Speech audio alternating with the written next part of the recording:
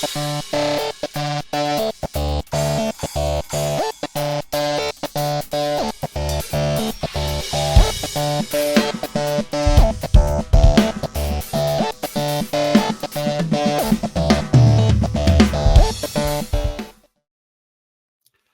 everyone. Welcome to Drumfills Café. My name is Denis, and welcome to another episode of this 10th season. Thank you so much for being with us tonight. As usual, before we begin, I will invite you to go check out the TikTok, YouTube, Instagram, and Facebook pages of Drumfills Café, to do a like, and of course, to do a subscription to those pages. I will also invite you to check out the main webpage, drumfillscafe.com, to know about all this past seasons, previous seasons, editorials, tips, whatever you'd like to find out about us. Drumfillscafe.com is the place to go. Go check it out. So my guest tonight is quite the technician, and it's very interesting, and I'm very excited to nerd out with him, if you will. He has emerged as one of the most advanced progressive drummers on the planet, called Incredible by Thomas Lang and a revelation by Virgil Donati. He is pushing the boundaries of what was thought to be possible on the drum set. I concur. Both of his books, Ultimate Progressive Drumming and Extreme Polyrhythm and Speed Techniques, co-authored by Brazilian drumming icon Ramon Montagnier, have received rave reviews from drummers ranging from Derek Roddy to John Riley. Very cool. A faculty member at the well-renowned Drummers Collective in New York City, my guest tonight maintains a busy gigging schedule, and as well as running a high-end recording studio in Pennsylvania. As of 2024, he is the recipient of Louis Belson Award from Drumeo for his innovations on the instrument with independence and double bass drumming. He will also be releasing a third book, which we'll be talking about, and conducting drum camps all over the world as well. Please welcome the extraordinary Mr. Alex Cohen. Thank you for having me. Hey. I'll do the one-hand clap guy. Yeah. Thanks for joining us, Alex. Thank you so much. I imagine you're in your house, your apartment in New York? I am, yes. How's New York today? Is it a nice day? It seems like it. Haven't been outside yet, but it seems all right. That's cool. Is your morning sort of dedicated to practicing, I imagine? Yeah, usually it's teaching and practicing. This morning, well, things have changed again since this diagnosis, and I'll go into that. But this morning I worked out this morning, and I'm going to be doing more practicing today, and then tomorrow's a lot of teaching and stuff. But at the same time, I also start chemotherapy tonight, so chemotherapy pills tonight. So we'll go into that too. So schedules are a little weird these days. Yeah, I can imagine. But at least you're still able to practice and do all that stuff that you love.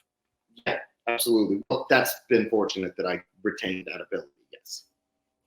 So just to go back just a little bit, you're one of the drummers that usually I know where drummers' backgrounds are, but watching your videos and getting to know you more in the past few weeks, I was like, hang on, is it Latin? No, it's not Latin. I'm trying to figure out what's your background. And then I checked out your website, and I imagine a lot of metal is where you come from. Absolutely. That is very accurate. So basically, when I was younger, when I first started playing, my parents would really only let me, because again, just due to child psychologists in New York at the time. Okay. My parents would really only let me listen to stuff like NSYNC and the Backstreet Boys and Britney Spears.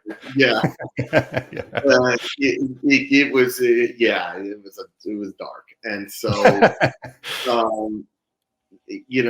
so naturally, my rebellion, when I finally could get my own CDs and the music I wanted to listen to, I went out and bought all the most offensive looking stuff. So Morbid Angel, Suffocation, Deicide, Meshuggah, Dimmu Borgir, Children of Bodom. Those bands were the backbone of my kind of development when I was younger, and then as well as Planet X with Virgil Donati was huge. Yes, of course, yes. Both the Mahavishnu Orchestra, stuff with Dave Weckl, like the Dave Weckl solo band, and a lot of stuff in that. Yeah, prog and metal were huge for me, for sure. But I'm always be like a lifelong fan of bands like Meshuggah, Tool, was another big one. Opeth, just Mm. a lot of those kind of intro to metal bands that then got me to stuff like Origin, Morbid Angel, Suffocation, Immolation, Gorguts.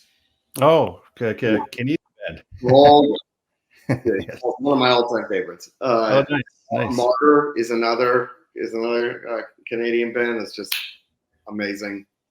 Beyond Augury is another one I really like. Nice. So yeah, Canada's got an amazing scene. We love our metal here in Quebec, especially in Quebec. We love our metal. Quebec City, Montreal is there's a place here in Montreal called Cité 2000, and I went in there once to practice with a pop band.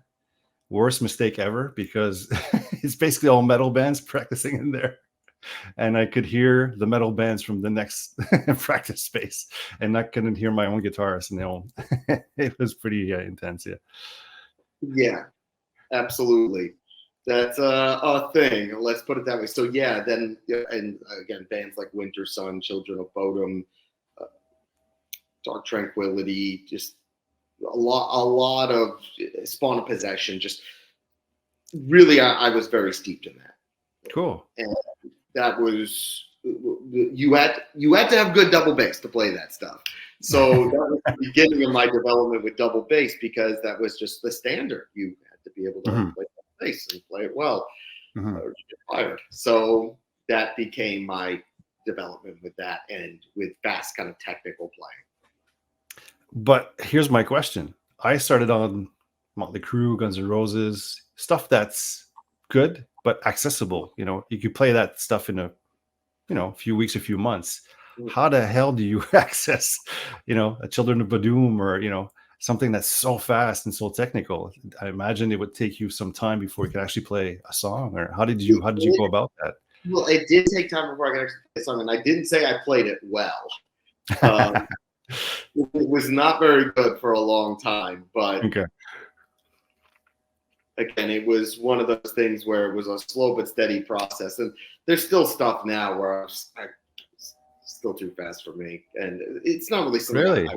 It's not really my thing. Being like the fastest, it's not. I would never say that's my goal or my kind of aim in life, is to be that. I just am not built the way some other people are, where they have natural kind of advantages or certain things that can make them play for specific speeds and longevity. Just I was never that guy. I just don't have that build. Yeah, but I play as fast as I need to, pretty much. Okay, that's interesting, because that once we get to the books, that's one of the questions I had actually about speed and coordination. And what was your first kit? Like, how did you practice? Is this like back in your home with your parents? Did you let you practice? How did you go about to learning all this stuff? Yeah, they did. It was an electronic kit. I think it was a Roland, an old Roland with a little. Well, the first thing they got me was a drum pad. It was a Casio drum pad. It was just like a toy. And I just beat that thing up, and then they got me another one. I beat it up again, and then they decided, all right, we should get you like a decent electronic kit. So they got me a Roland, and that's what I started on.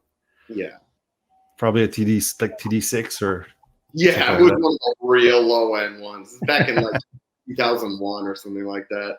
Okay, cool. And from then, did you start to play with bands? Did you start to bands with your friends, or? Yeah, I started to play with some bands in the city and was playing out, but this didn't really come easily to me, honestly. And I feel like there's a misconception that this came naturally to me. It didn't. Oh, really? Okay. Yeah, no, none of this really came naturally to me. In fact, the most naturally it's come to me has probably been since the seizure that I had. Really? Yeah, that's the most naturally certain things that come to me with this instrument. And before that, I just tripping up a flight of stairs basically to get better. Okay, so like the rest of us, just practice, basically. I just put in more time. That's all it was. Like Neil would say, he wasn't talented, he was relentless. Yeah, that's Yeah. exactly. Neil's a very smart man. Yeah. Cool. So when does the transition from, you're learning this stuff and you're playing with bands? I was looking out the bands that you have on your website, and I think one of the first ones I think is Imperial Triumphant. Is that correct? Yeah, Or that yeah? was one I was in, yeah, for many years. And how that come about? How did that band come about? Oh, I'd known Zach since we were kids in school together in New York. And you basically asked to join the band and start No, from there? he asked me to join the band, and I did. And I was in the band for like 6 or 7 years. Nice. Little bit of God. It's technical, but it's actually melodic stuff. I checked it out this week, and it's really good. Well, yeah, the stuff I was on was definitely different. Yeah, I'm still proud of the work that I did with that, and that was at the time when New York had this amazing metal scene. I was part of a lot of the bands in that metal scene, Okay. and it was this incredibly fertile scene with so much innovation going on, and that was a really exciting time for me as a musician and developing as a drummer, because it really pushed me in some unorthodox directions that would later coalesce into the books. So basically, there's a huge sort of metal scene throughout New York. Could you tour? Could you play a lot of clubs? Yeah, I played a lot of clubs. We toured. I would play in a lot of bands and sub in others and just be kind of present in that scene. There was so much innovation going on. It was kind of like a metal renaissance was what I call it. And I feel like being part of that really pushed me to a much higher level as a player. Is it you on the EP for? I hope to say this correctly. Obeisance? Yes, that was me on that. I was also I was on the EP. Yeah, I was that was me on that. Yes. Well, I urge people to go check it out, because just the first track, Storm God. That's it. Yeah. Yeah, you do a sixtuplet. If I heard correctly, you do some of a sixtuplet on the kick, and this 8-note stuff on top, and I'm like, okay. I was kind of like a total amateur back then. It was part of my building blocks, but I just was finding my voice, kind of finding my legs at that point. Well, pun intended for double bass, but and that was the beginning of sort of, I think, my approach to double bass and where I would later take it. But it's interesting because the last time I heard that, I'm from just a generation previously with Anthrax and Megadeth and Metallica and Nuclear Assault and all those guys. Creator, all that, yeah, all those guys from back in the day. And the last time I heard, the only time I heard somebody do a sixtuplet and then like this 8-note stuff on top was Anthrax's "Bring the Noise." Yep. And when I heard that the first time, I was like, "What the hell is Charlie doing? Like, what? That doesn't make sense." But then I heard you do it, and I was like, "Okay, like it's actually a thing you can do." Which, like you say, we'll talk about it, but that brings somewhat of a polyrhythmic approach. Yeah, I've always tried to bring that type of approach, even before I was really that good at it. I was trying to bring it, but I just wasn't very good. And then eventually later, when I got better at this stuff, I could do it much cleaner and more solid. But that was a big part for me of learning the ropes and really pushing myself with this stuff. So a lot of it was the music I was into, and then me just wanting to be better and really pushing myself as far as I could. Interesting. And of course that whole scene, that whole music style is that basically it's always pushing different directions. Basically, it's not a pop style with 3 chords and it's fertile for that, if you will. I'm trying to find the words for it. And then I just decided I wanted to take it a little further, and it's kind of here. I guess here I am now. Well, let's start. We'll come back to the bands because there's a bunch of other bands I'd love to talk about. But let's go into the book. So when does that transition from you to playing with all these different bands and doing this stuff come to a book, to your first book? Well, basically, it was just a bad time in life. I kind of had been removed from those bands just due to various situations, and I really wasn't working very much, and I was spending a lot of time practicing. And then one day, I decided to put some practice videos on Facebook. Okay. And the rest is history. And that was over 10 years ago. And 10 years and many thousands of videos later, we're here, and a lot of ups and downs in life. But that was the beginning. And as I put that stuff on Facebook, finally, I started to realize I think I have the material to write a book. And it wasn't up until about 6 years ago or so that I would later, get the approval from Rob Wallace and Hudson that I could write the book. So did you approach Rob for this? Yeah, I sent a chance Facebook message, and sure enough, I got the green light. Nice, very nice. And how long did it take you to accumulate all the stuff to make a book, basically? That was about 6 months of really pushing myself. And honestly, I feel like I sounded like a total amateur when I wrote that first book. But it was 6 months of really pushing myself to like the next level as far as playing ability went. Okay. And did you like write every day, or just practice getting that? Yeah, I wrote every day. I practiced all of this stuff and just relentlessly, and it was very hard. Okay. What was the hardest part? Is the creativity or the writing it down? Or? Of having to push your limb independence and your technical ability to that high of a level. Mm-hmm. And then, I took a lot further later, but just that aspect of pushing yourself to your limits, it's very taxing. And that was mentally and physically very, very difficult for me because you're creating this thing that's kind of uncharted territory, and the art of exploration isn't easy. Because you don't know if you're doing something that's worth it, or am I just going and completely off the chart here? Yeah, exactly. I can understand. Well, I mean, it hit a nerve because basically here we are, and it's getting a response. What has been the response actually since you've published a book? Well, I mean, of multiple books, it's been very good. And this third one will touch on a different scenario, which was the diagnosis I received in the fight against that. Oh, interesting. Okay. So that's going to be the third book. It ended up a little different than I expected.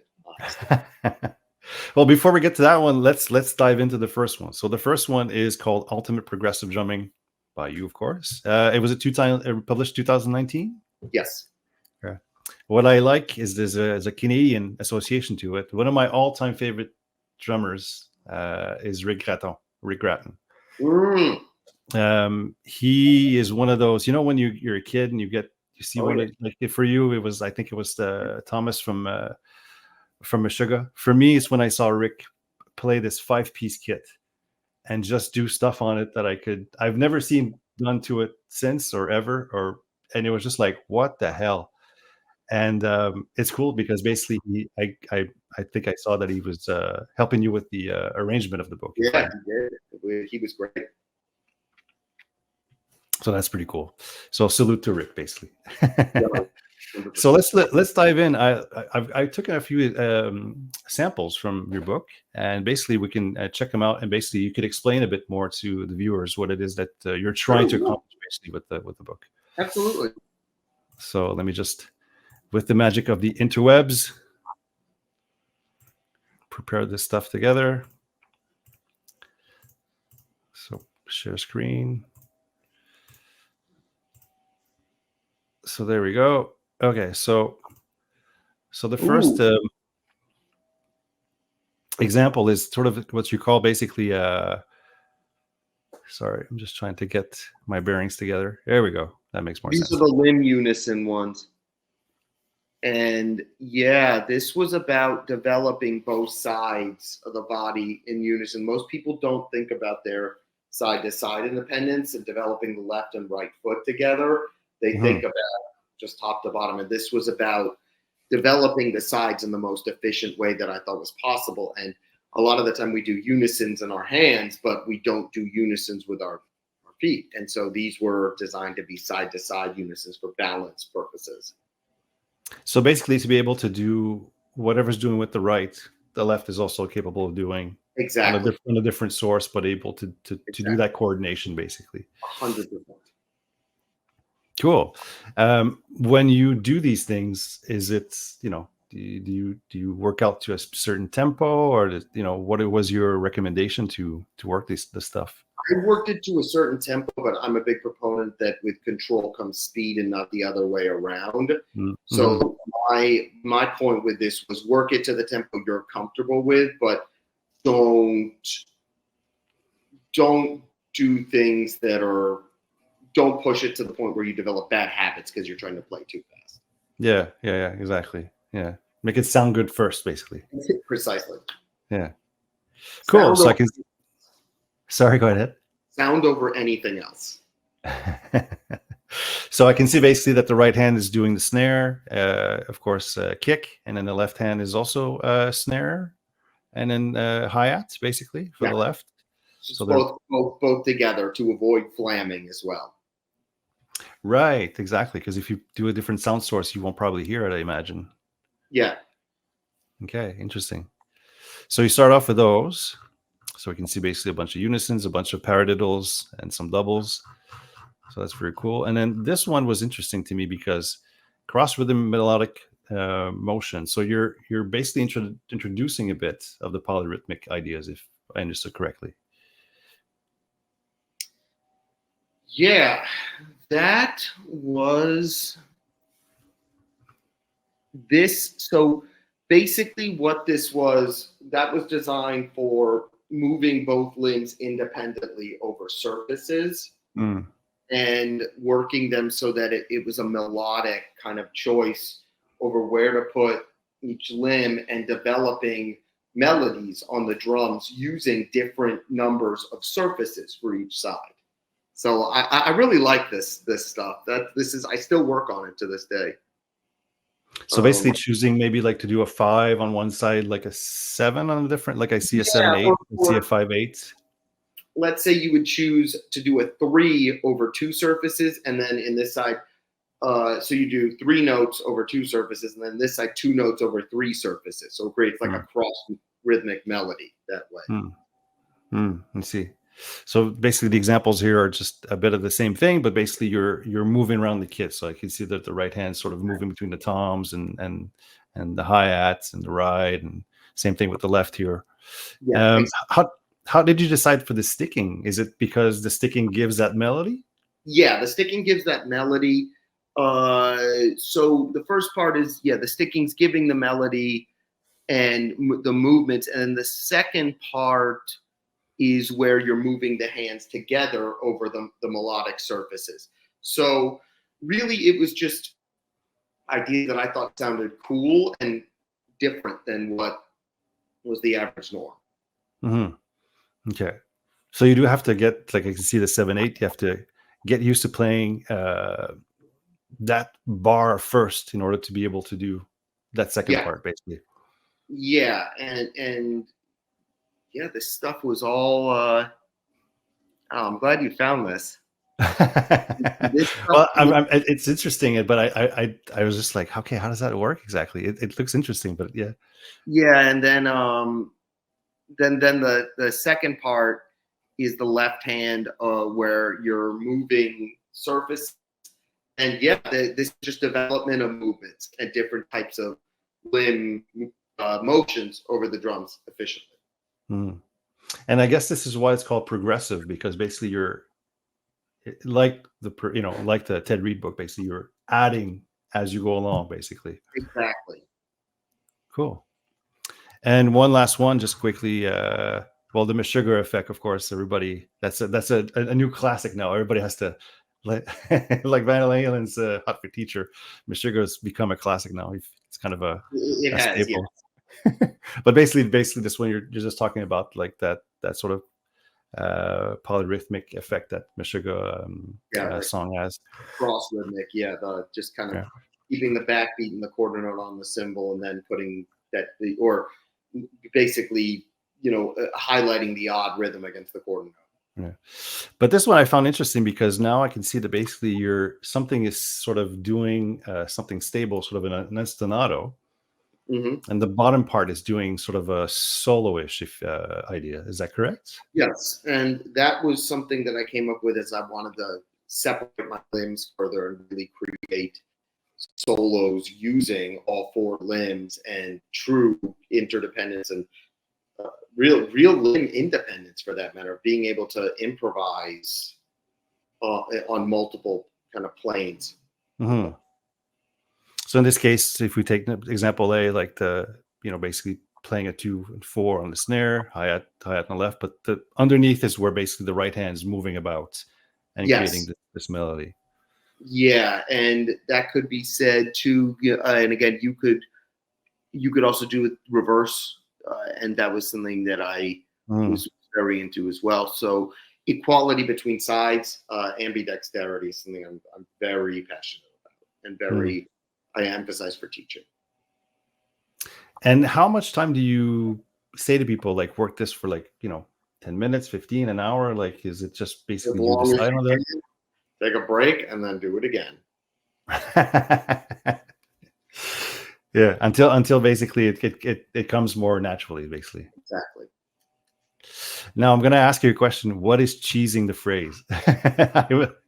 Teasing is drum corps people have too much time on their hands, I think, so they come up with bad terminology for things. And Okay, so this is not your doing. is drum corps terminology.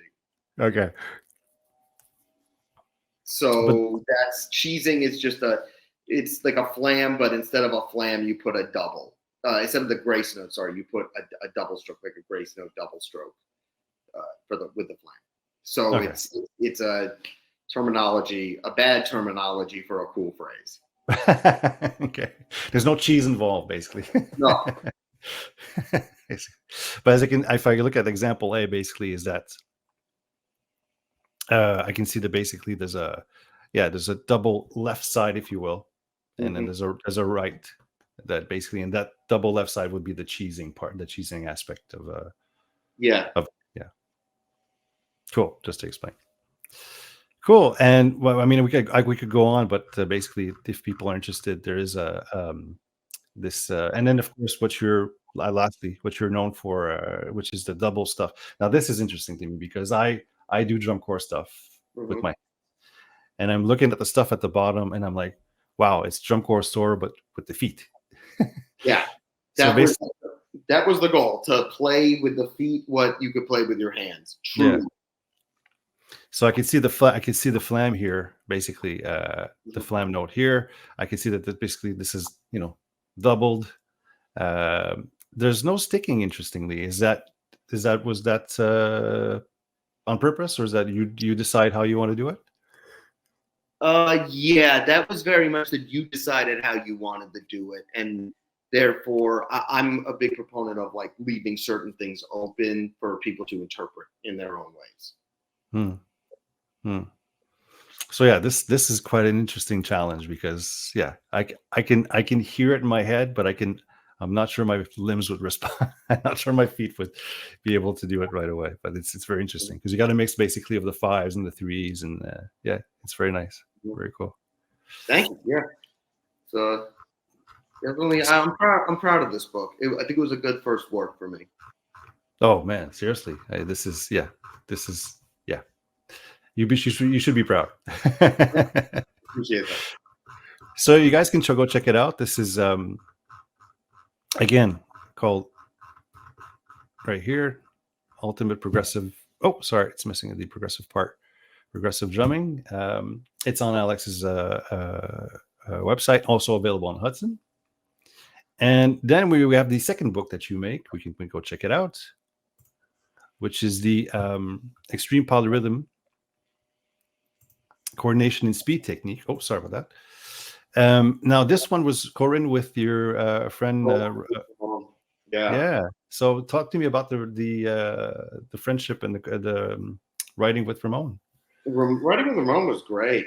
He's just he's the nicest dude, and it was very easy to write with him, and I think the collaboration worked out great. Yeah, clearly because we made it to Drumeo, and it was amazing. So we wrote it together, and we just sent the ideas back and forth. But basically, we wanted to write, but the goal was to write like the standard for like the next generation of challenging drum books, and that was the goal of that book, basically. And a lot of it at the time was purely theoretical on my end, stuff that I couldn't play at the time. There's still stuff really, I can't play. Really interesting. Yes. Interesting. So basically, you had it in your head, but you hadn't tried it actually. Wow, it's interesting. No, I mean, I can't do Ramones. Not at his level. I mean, no one can. No, exactly. For those who don't know who we're talking about, it's and I hope to say his name correctly, but Ramon Montanier. Yeah, that's good enough. Okay. Basically, he's a Brazilian guy, and I urge you to go check out Alex and Ramon's Drumeo video called "Extreme Polyrhythm Coordination and Speed Technique." It's up on Drumeo. But basically, you are both there, and Ramon's showing off basically his sort of push-pull techniques that he could use for Brazilian drumming, and you're showing off basically your independent / double bass techniques that is included in this book, basically. So, yeah, that was a great time. I'm very proud of that, and it was beautiful. That was a wonderful experience. But that's how that book came about, and that book to me was definitely the furthest I pushed myself. Okay. Mentally and physically. That book was without a doubt just like a different level for me. And sometimes I need that kind of kick in the ass, basically, to take it up a notch. And that book was the kick in the ass. Nice. Well, let's check it out, because basically the first question I had, let's go back to the sharing part, is the Cohen counting. This is interesting because you have basically 8 notes, if you will, but you're asking us to count not in 8 notes, if you will, but in the different. The goal here is to make you comfortable counting in various rates. So if you're going in 4, right? 1, 2, 3, 1, 2, 3, 1, 2, 3, 1, 2, 3, 1, 2, 3. You're hearing both rates. I'm a big proponent that if you can count it, you can play it, and counting it makes it so much easier to hear because your brain keeps better time than your limbs do. Right, because your limbs will sort of deceive you, if you will, since you're doing, two notes, you're hearing 2 notes. But if you're telling your brain, yeah, I see what you mean. Interesting. So the first one, basically, you're asking to count in 3, and then you're doing odd sticking, well, in 3, I should say, but then asking us to count in 2, basically, so to reverse the idea. Yeah, exactly. So it's very much designed to help you feel the 2 rates, odd, even rates over each other, or multiple odd or even rates, whatever you choose over it. It's very helpful, I find, with that. Yeah. So basically, the one at the bottom is sort of if you were playing like 6 tuplets, but in doubles, basically. Yeah. So 1 2 1 2 1 2 1 2 1 2 1 2 1 2 1 2 1 2 1 2 1 2 1 2 1 2 1 2 1 2 Right. Cool. And then imagine if you do it, sort of a mantra, then you hear that stuff, and then you can probably access your feet and then do some 1 2 1 2, and interesting. And it's interesting because you think that accessing this stuff is so difficult, but just the example you just gave is like, okay, like I get it, like it's not that difficult, it's not that hard, if you will, if you have a sort of a primer for it. Yeah. So, you can get it and you can practice it anywhere, and that was kind of the point of it, Oh yeah, and this next one, this stuff, I love this stuff. Now this one, the 7 is like, the 7 gets me. I'm not sure about the 7, so I'm just wondering if you could Yeah. So Sort of elaborate. 1, 2, 3, 4, 5, 6, 7, 1, 2, 3, 4, 5, 6, 7. So 1, 2, 3, 4, 5, 6, 7, 1, 2, 3, 4, 5, 6, 7, 1, 2, 3, 4, 5, 6, 7, 1, 2. So 1, 2, 3, 4, 1, 2, 3, 4, 5, 6, 7, 1, 2, 3, 4, 5, 6, 7, 1, 2, 3, 4, 5, 6, 7, 1, 2, 3, 4, 1, 2, 3, 4, 5, 6. Oh, I see. You're counting the polymetric rate over whatever grouping, and that's really helpful to hear the overlap of the time that way. I get it now. Okay. So yeah. So basically, it's sort of the 3 over the sort of the 4, and then the 5, and then the 7. But the 7, the 7, I must admit that it's like, where do you place the 3 and the 4? But as you just did it, I imagine, of course, this book includes audio or video, of course, to help people to. It does, for all those examples. I gave, the examples to them and whatnot. So it's try to be very clear about that. Very nice. And lastly, sorry, my French was coming out, is the left side, right side balance exercises. So I can see that basically it's kind of the same idea as the progressive independence, but in this case, are you playing those 2 phrases together, the 3/4 and the 4/4, sort of together? Sorry, I'm losing my voice. Yeah, and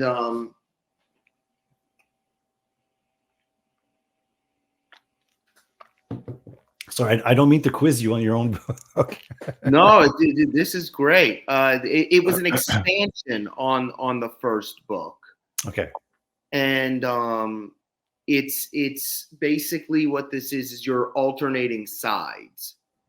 So in alternating sides, you're switching the balance from right to left. So it's not unison, it's just right to left side. Oh, I see. Okay.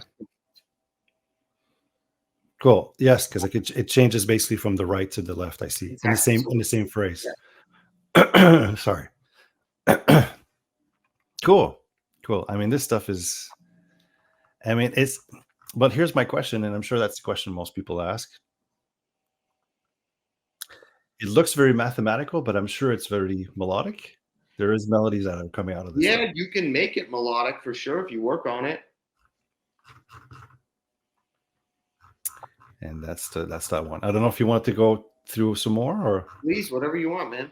Okay, well, let's do a last one here, which is the advanced Cohen motions. Oh, okay. So that was designed to stretch your torso and your body in ways that it's not comfortable with.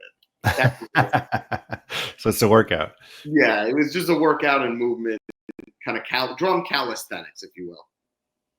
Because you're moving around the kit in ways that you're not used to, basically. Exactly. I see. Let's see. So now you have a mix of the 6 and the 7s and the 9s. What's your recommendation for people who are not used to those odd groupings? That's where the Cohen counting comes in, because it's very helpful for getting those groupings together. Okay. Yeah, because basically 6 or 3s we're all used to. 7s and 9s sometimes are not so as natural, but basically that 9 here should be interesting, because I can see that it's going from hi-hat, tom, floor, kick. Yeah, tom, exactly. Floor, tom, hi-hat. Very weird. And yeah, you're sort of moving this oblique way. Yeah. Yes, completely. Very oblique. Great term to describe.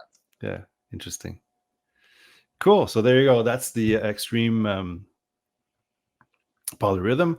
And of course, in this one, very quickly, sorry, I'm gonna have to scroll back up, is we're just showing Alex's part, but of course, included in his book is Ramon's exercises at the top. So he's doing all the explaining how to do the slide techniques and it's amazing, and the push-pull stuff. And again, I urge you to go check out the video on Drumeo to see and hear basically this stuff.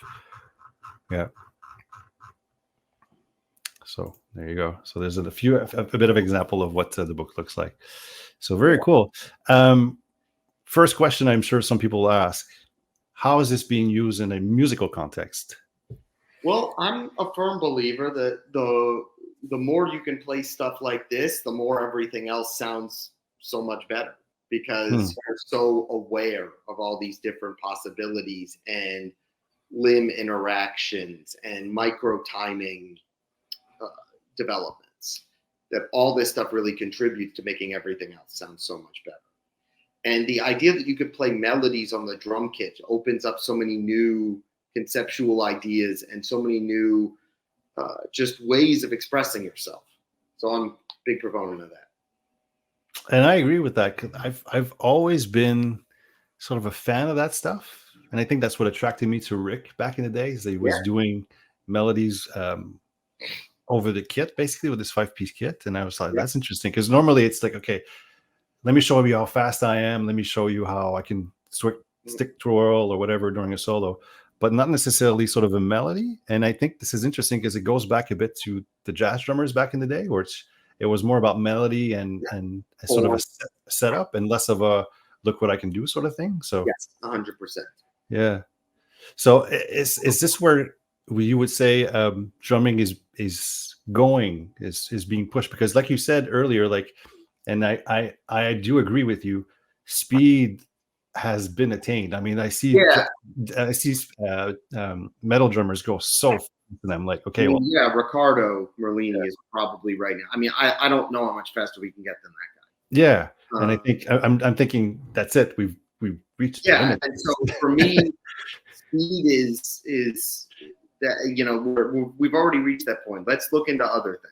Yeah, no, exactly. And do you think this is where, because there's you, I mean, there's Thomas, there was, of course, Terry Bozzio. We have to mention him back in the day from, the 80s, was sort of, I think, started this stuff. There's Camille Bijot from France. Billy Collin in the 70s, too, was really great with that. And there's been a lot of people, but I think that this is a really cool place to go as far as opening the possibilities of the instrument. Mm-hmm. No, I would agree, because I think that's sort of the new boundary, for new frontier, to not to quote Star Trek, but that's a good way of putting it. Yes. Very nice.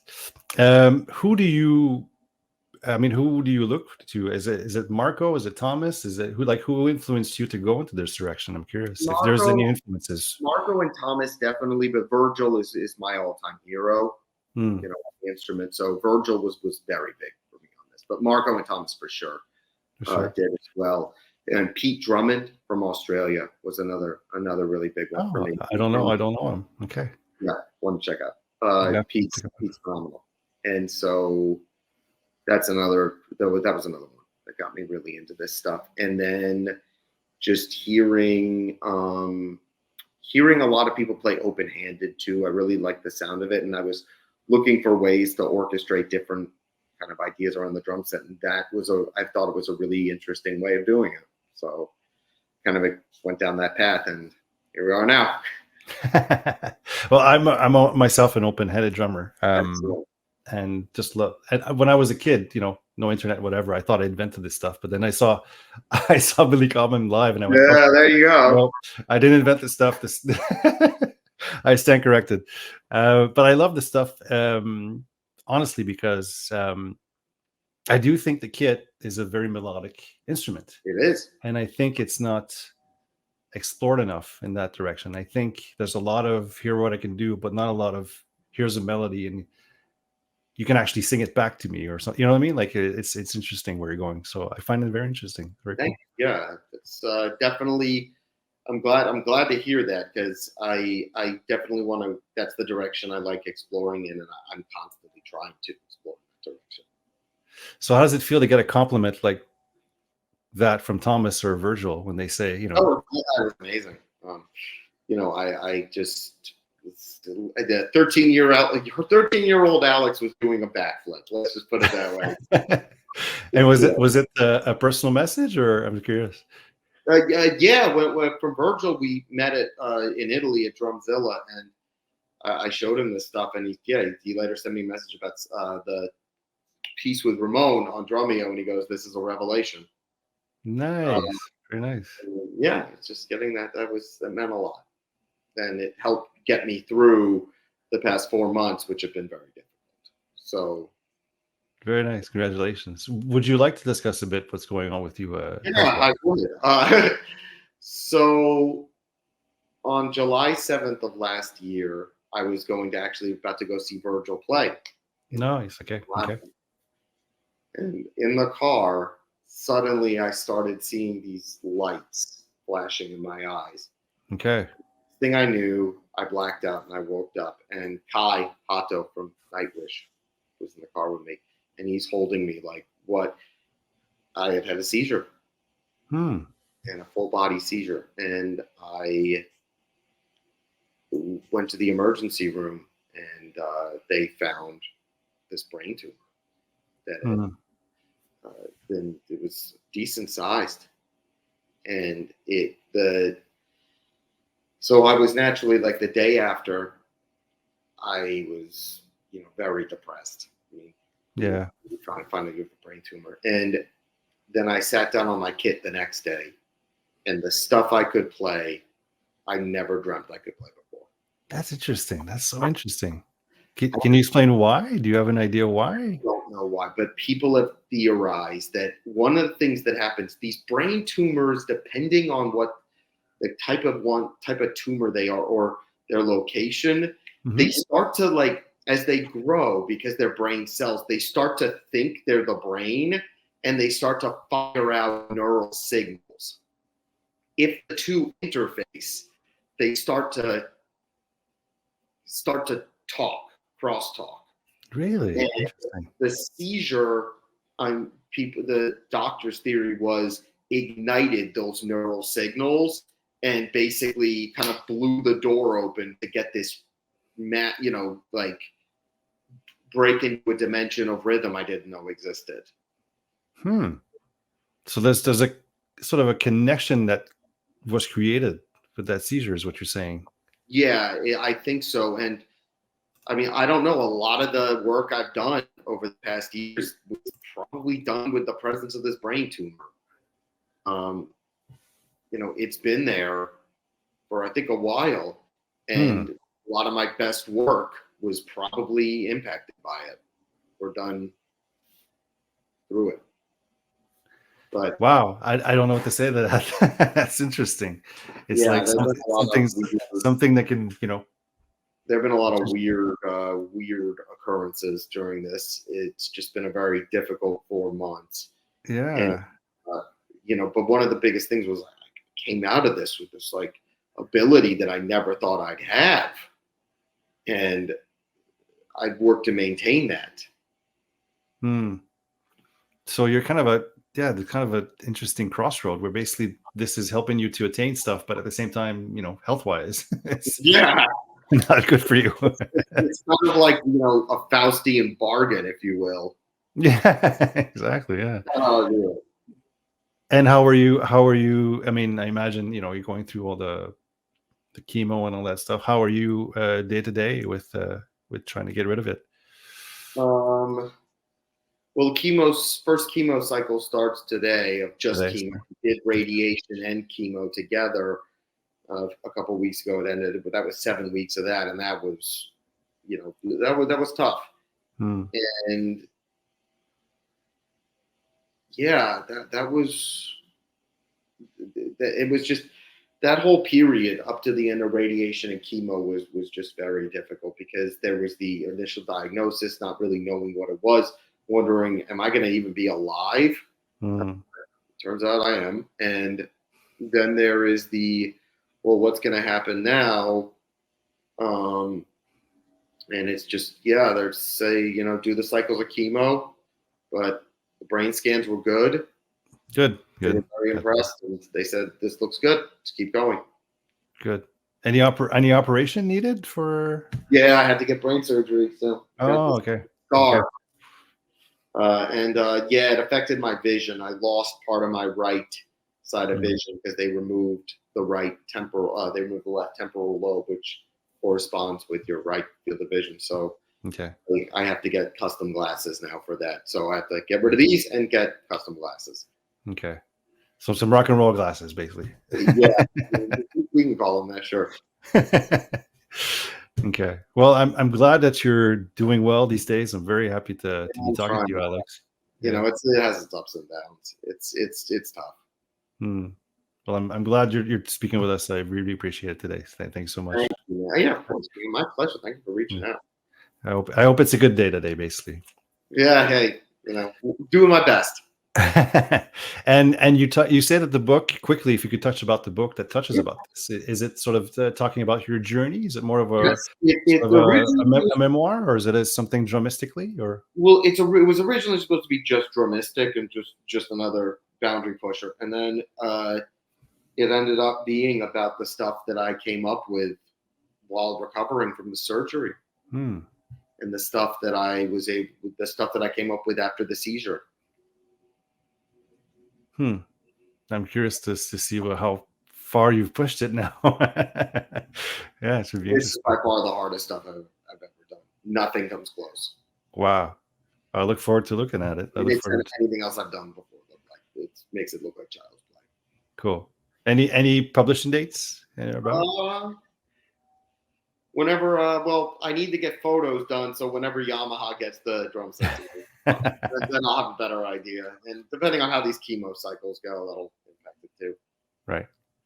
And quickly touching about equipment. Yeah, I see you with your videos. You do have a Yamaha electronic kit. Yes, I use a DTX in my apartment because New York City living, and I use Yamaha gear because I love my companies, and then I use Evans and ProMark, and I use Lowboy beaters and Peisty for cymbals, and I am very excited to record all of that for this book. Nice. Yeah. Quickly, so what is are you in any musical situation at this point? Are you able to do shows, or is it still sort of? Do local stuff, or I can't really commit to anything at this point. Okay. Not hardcore, just because I don't even know what these chemo cycles are going to be like. I don't know how this is going to affect me. I don't know what it's going to be like the days after. So I can't commit to gigs and be like, guys, I can't play because I'm completely wrecked right now. Right. On chemotherapy. Right. What do you, if you had to choose, is it a pop situation, a metal situation? Because I see on your It would probably be a website. pop situation at this point, because I've done a couple, like one of those recently, and it was cool because, again, I can just more focus on the music and not the physical aspect of it, which is obviously that's the up and down. But physically, I managed to maintain most of my abilities though, which is good. And curious, because of course all the technicality stuff, when you do approach a pop situation, are you holding back to do all the or I don't even think about that stuff, man. It's so unimportant. you just concentrate on the music, basically. Yeah, exactly. Yeah, cool, very nice. So that's my thought. I don't think about that stuff. Music is music. Yeah, music is music, and you should do what is appropriate for the music, not what's appropriate for you. Yeah, basically. Well said. And when you do, hopefully, knock on wood, go back to the a metal situation, is there a lot more preparation for sort of a metal gig or a more high energy gig? Not really. My technique is at the point where I can play most of it, fairly comfortably. It's more like the song arrangements can be difficult or whatnot. But it's also just not knowing exactly how I'm going to feel, what I'm going to feel like, what's going to be happening, all of that. No, I understand. Yeah. So you're still waiting, but well, anyways, I hope it happens soon for you. Yeah. Hey, thank you so much, man. I really appreciate that. And I guess we'll see if I'm taking it one day at a time at this point. So quickly, the other thing we didn't touch about is the fact that you were the Louis Belson Award winner for Drumeo. Oh, yeah. That was one of the great moments of my life. That felt like finally I had seen the fruits of my labor. And it was a beautiful, really wonderful moment. So for those who are not familiar, this award is presented to a drummer who has displayed excellence in creativity of double bass drumming, because, of course, Louis Belson was sort of the first drummer to bring double bass at the forefront back in the day. So how did you feel when did you receive a call? Was it a message? How did that happen? I got an email, and I wasn't able to really say much until NAMM, when it was, and then at NAMM that night we all went out and celebrated, and that was it was amazing. It was such a great memory. Cool. And of course, as you probably saw in the examples we saw in Alex's book, the thing you do on the Drumeo video is actually play, and I'll just I'll just put it up there so people can know what it is. But basically, it's a classic étude from De La Cluse, where you play that stuff, but you play it with your feet. So I'm just going to put it on the screen. Brandon on Drumfills said that's one of the most ridiculous things he's ever seen. Oh, thanks. No, sorry. Let me try that again with the interwebs. Yeah, I saw his reaction. It was it was quite genuine. So there you go. So this is what you're playing on your feet now. Yeah, that was it. Never forget it. Now, to me, that's crazy because I mean, again, this is a snare. This is a classical piece that normally people like me would be playing on the snare, but here you are playing it on the feet. Now, how long does it take you to practice that stuff and get it right? That took me about a month or so to really get it correct. And then Ramon and I worked on it together several times, and then we had it, and it was great. But I'm very proud that we did that, and that's that was, to me, that was a real shining moment for me. I mean, yeah, because I mean, this is Etude 1, and already it's got triplets within within a thing, and then some dynamics, and then of course it's going some flams. So it was that piece that doing this in your feet is very tricky. This is definitely very, very challenging. Yeah. So if you want to know why Alex won that award, it's well deserved, because if you can play this on your feet, congratulations. Thank you. So go check that out, of course, on Drumfills. So what is up to you for? So we talked about the book and everything. So basically, just the rest of the year, just taking care of yourself, and hopefully by 2025, sort of publishing that book, I imagine. Yeah, 2025 made me to publish the book, but for the most part, this year just has to be about health stuff. Cool. And what is if you have any advice for anybody going through that same stuff as you are, if you have any advice? Keep a positive attitude, find support from those around you, and eat well. Eating well really helps. Stop drinking as well. Don't drink. You just stop alcohol, eat well.